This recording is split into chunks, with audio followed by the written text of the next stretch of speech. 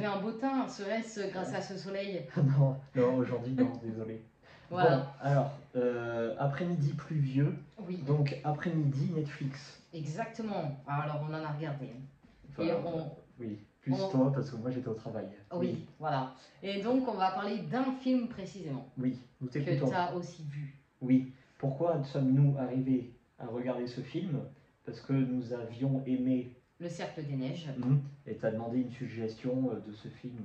Exactement. On a déjà fait le retour, tu mettras la petite étiquette. Oui, parce que nous, Merci. les faits réels, ça nous intéresse. Et quand ça concerne la montagne, ou la glace, ou la neige, etc., le froid, ça nous intrigue. La survie.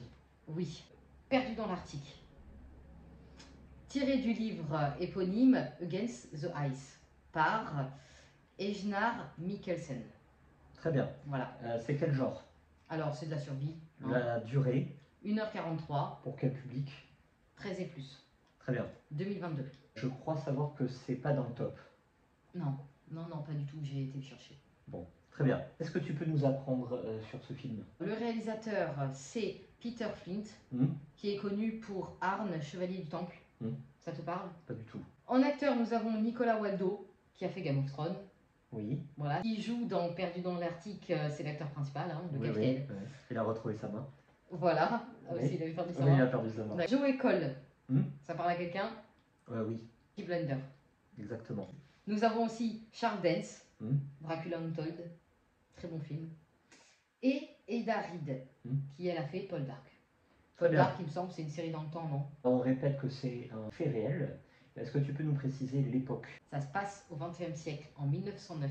Est-ce que tu peux nous faire le pitch, s'il te plaît? C'est tout simplement une expédition danoise avec un bateau et un équipage. Et ils partent dans le but de réfuter la revendication des États-Unis sur le nord-est du Groenland. En gros, il faut prouver que le Groenland, c'est une seule et même terre, donc une île, et non pas deux terres séparées. Donc une partie à l'Amérique et une autre, vous avez compris. Les Américains pensent que c'est collé à leur territoire, donc ils revendiquent voilà, cette c'est partie-là. ça. Et donc les Américains veulent le nord-est du Groenland. Eux sont pas du tout d'accord. Donc il y a déjà un équipage qui est parti en éclaireur, ils sont jamais revenus. Donc là, il va y avoir le capitaine qui va partir avec un de ses hommes pour chercher sur place. Apparemment, ils auraient laissé le papier qui prouve que le Groenland est une seule et même terre. Le témoignage de la première mission. Ton ressenti à toi? À moi? Oui. J'ai aimé. Oui. J'ai aimé. Déjà, 1h30, ça fait du bien.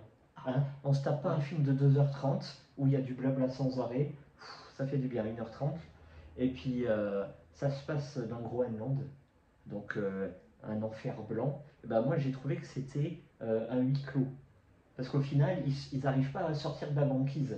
Oui. Ils sont enfermés, il y a une sensation d'oppression, le danger est partout. Du ciel, de la terre, de la mer, c'est l'enfer. Voilà. C'est de la survie, appréciable. Après, il y a un point clé que j'arrive pas trop à comprendre. Bon, voilà. C'est quoi? C'est arrivé à un moment, il faut laisser des notes. Voilà. Surtout quand tu pars, tu laisses des notes. Bon, on va pas revenir, on va pas spoiler, etc. Sinon, tout est tourné en décor naturel, en Islande, je crois savoir. Et c'est magnifique. C'est magnifique. Ouais. Très bon moment. Voilà. Et vous? Je te rejoins totalement. Oui. J'ai adoré, surtout la fin. Waouh! De toute façon, c'est une histoire réelle. Si elle est aussi bien écrite et aussi bien réalisée, très proche de la réalité, bon, bah, on va pas se mentir, c'est parce qu'ils ont survécu. Et bravo, parce qu'il y a bien, je crois, 860 jours qu'ils ont passé là-bas. Donc ça fait 2 ans, 2 ans et demi, presque 3. C'est pas 2 semaines. Hein. C'est énorme. Voilà, c'est pas 2 semaines. Oui, voilà, t'as tout dit, t'as tout résumé. Mais avant une histoire d'histoire, donc, pour savoir à qui appartient le Groenland, c'est d'abord une histoire d'humanité. De solidarité, d'entraide, de souffrance. Et on va suivre donc le binôme du capitaine et d'un mécanicien qui n'est pas du tout explorateur, c'est pas son boulot à la base et qui va franchement être utile. Donc là, ça prouve que t'as pas besoin d'être explorateur pour survivre. Hein. Par un moment, c'est ton instinct qui joue. Voilà. Et en plus, c'est le plus jeune, le plus inexpérimenté. On l'a pris un peu au hasard et carrément en retard. Ouais, parce qu'il était volontaire justement. Ouais, voilà. Pourquoi? Parce que les bons explorateurs savent qu'en fait, c'est beaucoup trop risqué et eux, ils veulent rentrer à la maison. Donc, et bravo aux acteurs parce que c'est vraiment très très bien joué. Mm. Et les scènes, ouais, et on a regardé ça avec la pluie et on était trop bien. C'est ça qui est bon. Quand il pleut, tu peux pas regarder un truc à la plage, au soleil. Ouais. Non, non, non, c'est ça qu'il faut. C'était le thème. Mm. Voilà.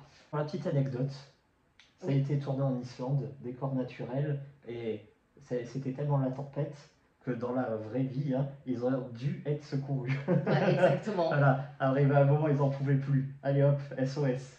Donc, est-ce que tu le conseilles, et si oui, à qui? Je le conseille aux amoureux de la nature. Waouh.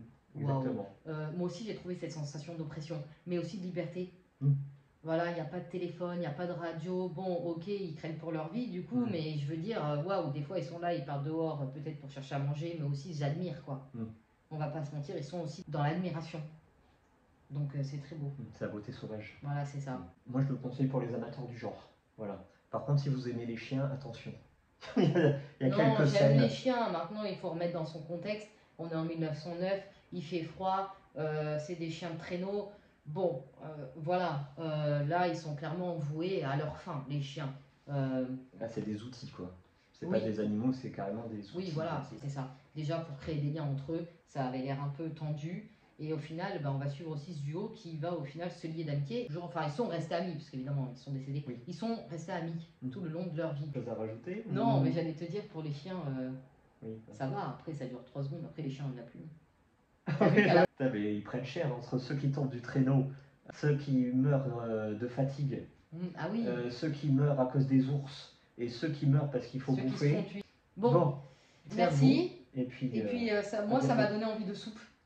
Ah oui? Oui. Je croyais que tu allais dire ça m'a donné envie d'aller au Groenland. Ah, aussi, pourquoi pas. Plutôt la Norvège. Hein. Allez, Très bien, allez, Bise. au revoir.